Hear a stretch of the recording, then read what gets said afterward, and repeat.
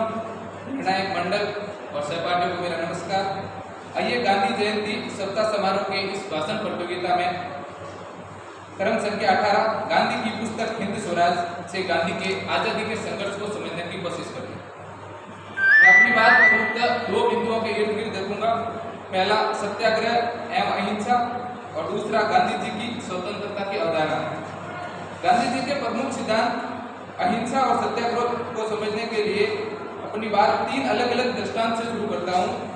दुनिया के धार्मिक इतिहास में बहुत से संत हुए जो इस संसार को नश्वर मानते, जिनके लिए ये जगत मिथ्या है और नैतिकता और सत्य की राह पर चलते हैं, जैसे भगवान बुद्ध को ले लीजिए। अगर हम अपने अतीत में झांकेंगे तो हमें कुशल राजनीतिज्ञ मिलेंगे, कौटिल्य जैसे।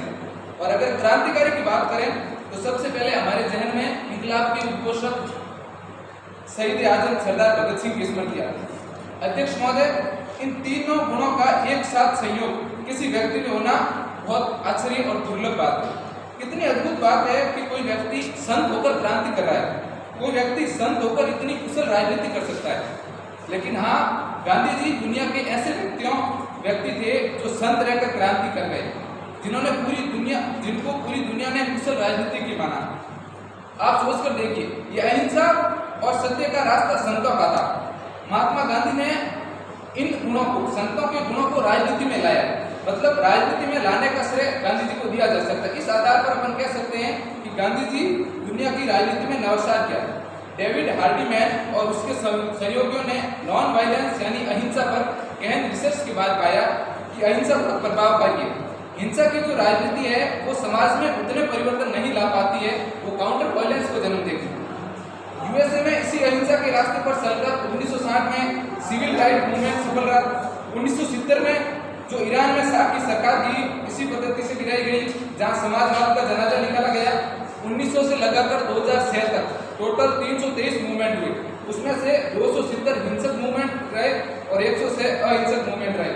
हिंसक मूवमेंट विफल हो गए और अहिंसक मूवमेंट वाले आगे निकल गए, यानी अहिंसा और सत्याग्रह कितने प्रभावी हथियार थे।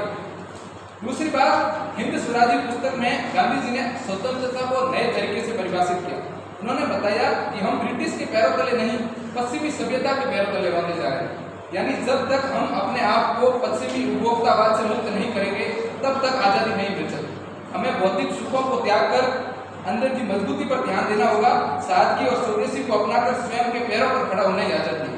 भले ही हमें ब्रिटिश से राजनीतिक स्वतंत्रता 100 साल या 200 साल बाद मिले, और स्पष्ट कर दूं कि 15 अगस्त 1947 को हमें ब्रिटिशों से राजनीतिक स्वतंत्रता और मिल गई, लेकिन आज भी हम पश्चिम